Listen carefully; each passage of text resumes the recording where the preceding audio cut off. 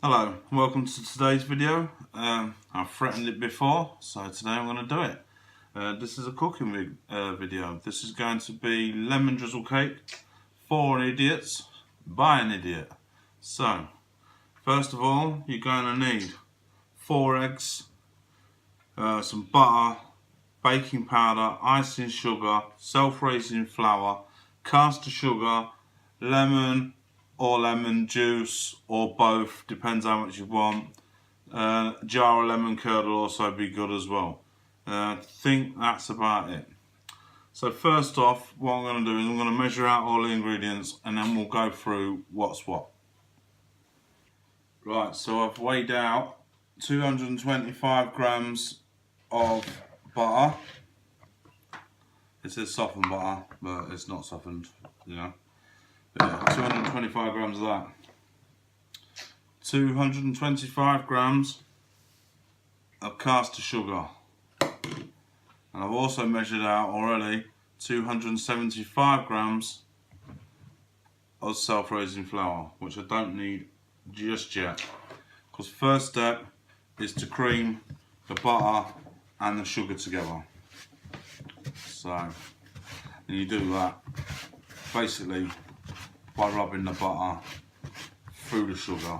I'm going to do that using the wooden spoon. You can use your fingers or whatever. This is how I'm going to do it. So I'm just going to do this and then I'll get back to you.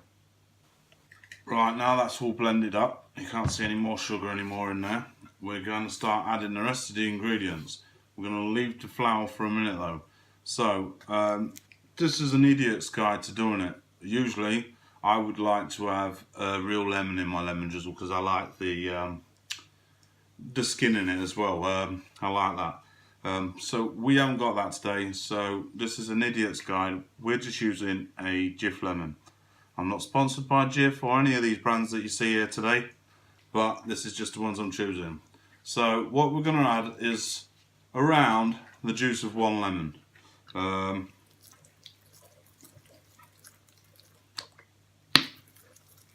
Yeah, I'd say that's about right, just a guess.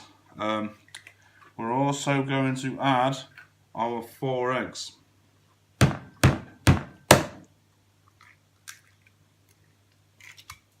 Yeah, try to avoid the shell.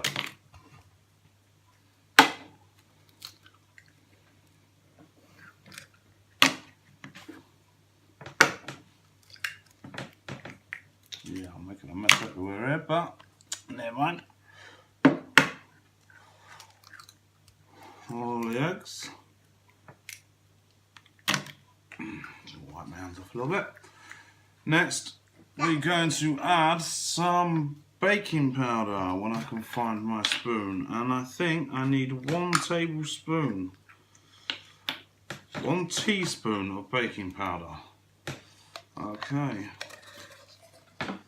The wife has this very fancy spoon thing that measures out tablespoons and teaspoons, so that's quite handy. There's a teaspoon. I've also forgotten I need 2 tablespoons of milk and 1 tablespoon of lemon curd. So let me just grab them from the fridge. Milk. Right, so we'll do the milk first. We want 2 of these.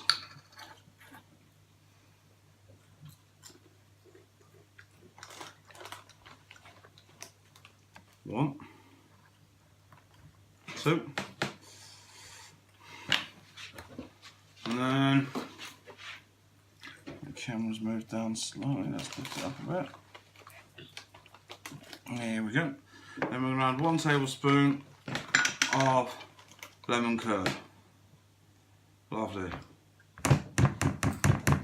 Now you could add a bit more if you like, but I don't know if that's going to ruin the thing, so I'm just going to add maybe another half, because like I say, usually I'd stick a real lemon in there. I say usually, I wouldn't cook it. This is a recipe that I found that the wife does, so yeah, but it seems idiot proof, so I thought I'd give it a go.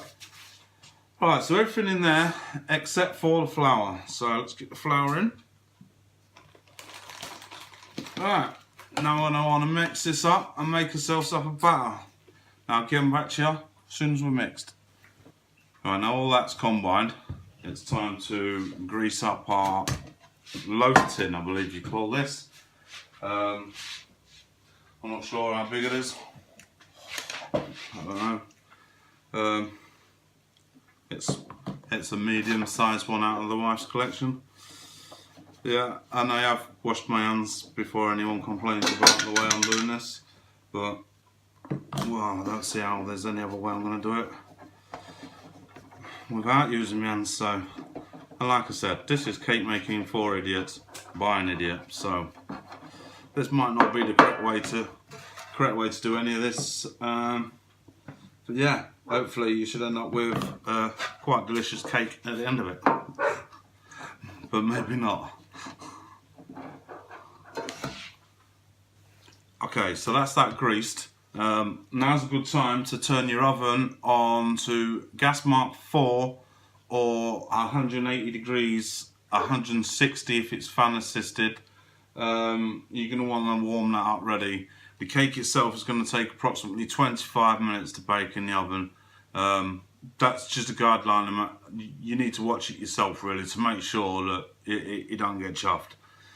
So next stage obviously is to put the cake batter in the cake tray, which you're hoping now is buttered up enough that it ain't going to stick.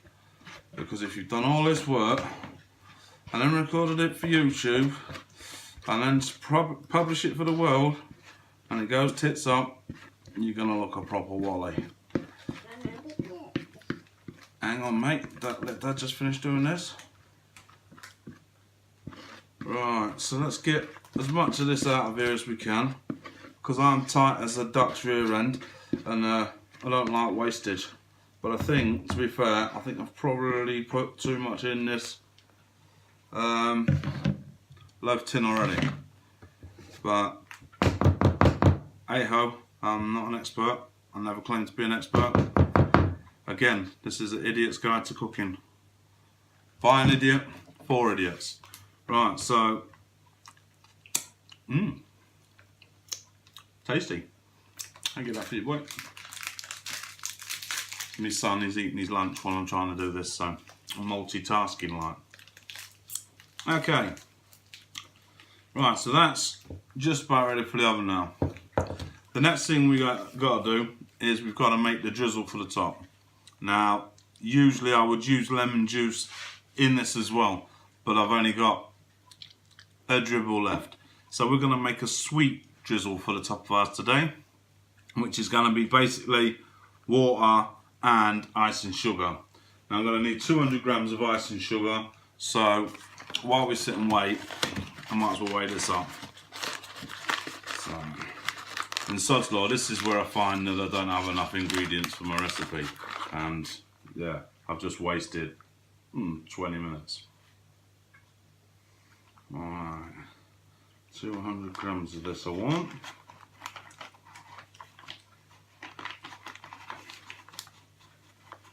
Oh. Hang on.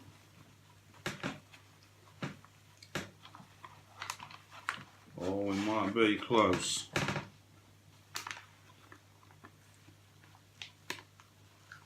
Oh, we're nearly not going to make this.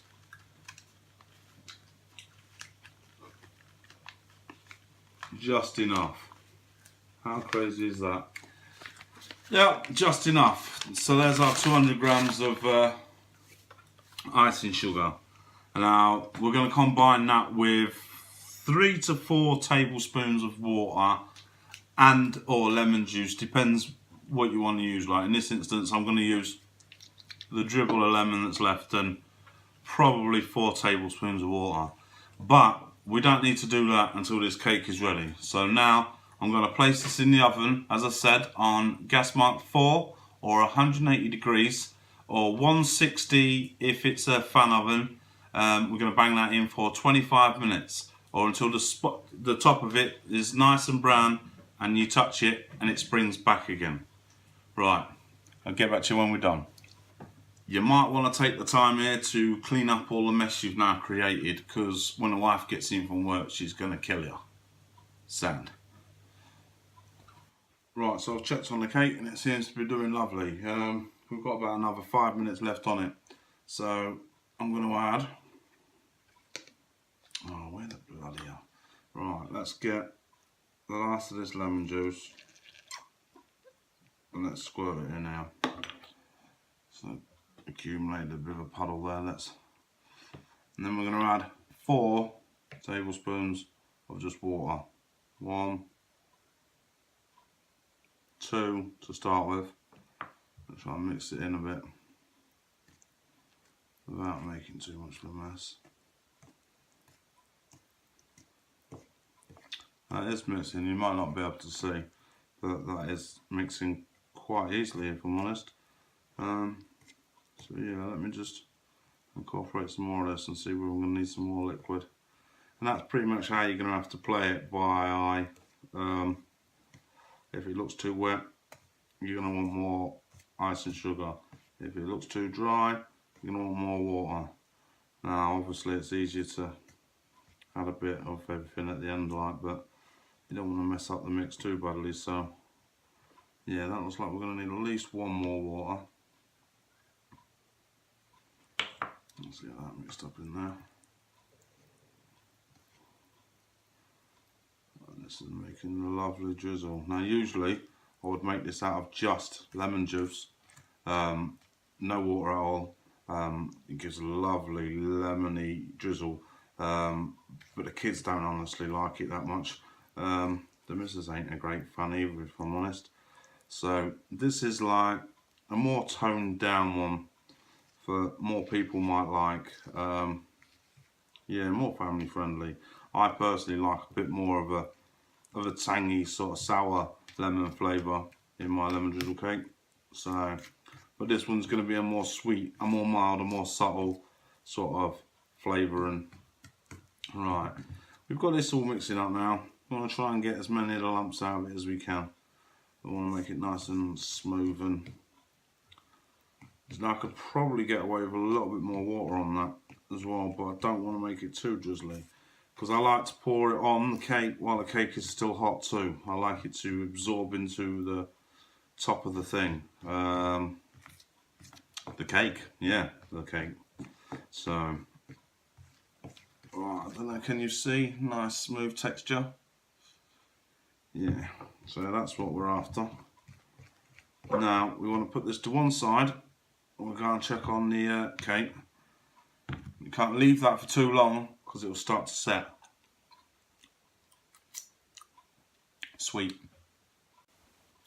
Okay, so that's it straight out of the oven. I think it's cooked. It's a little bit charred on the edges there. Maybe I sat it a bit high in the oven, I don't know. Yeah, let's see how we're going to get it out of this thing.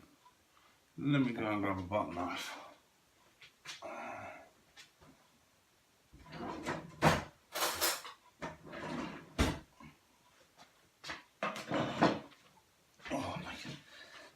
Oh, gimpy leg.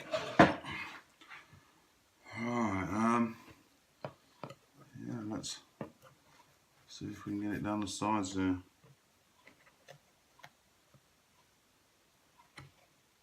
Oh, that's not good.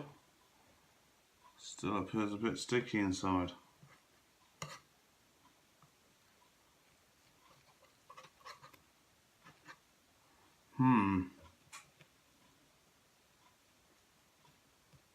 She doesn't appear to be cooked fully. Right, now what do I do? Yeah. I guess back in the oven with her. It's fair to say I've probably messed that up.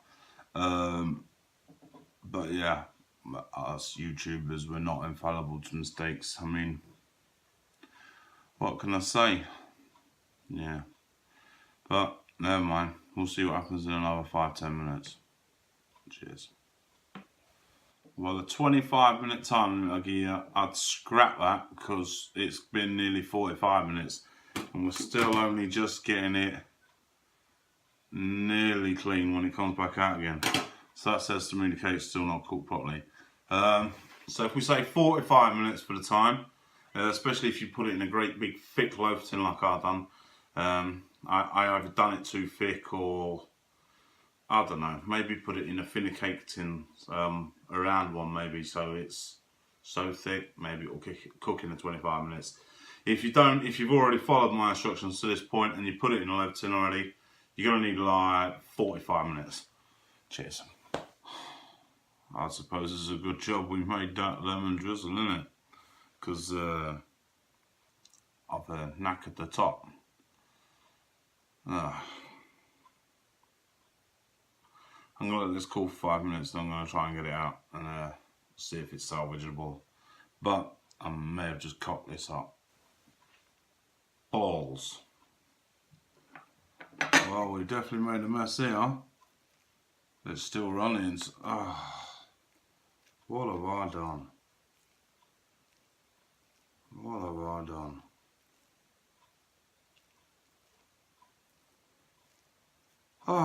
Okay, so after burning the top, it seems we're about halfway cooked. I know that right out. Let me test some of this bit that was cooked.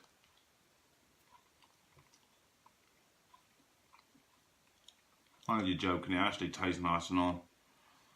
Oh, it'd be much better if it had tasted like crap and not worked completely, but...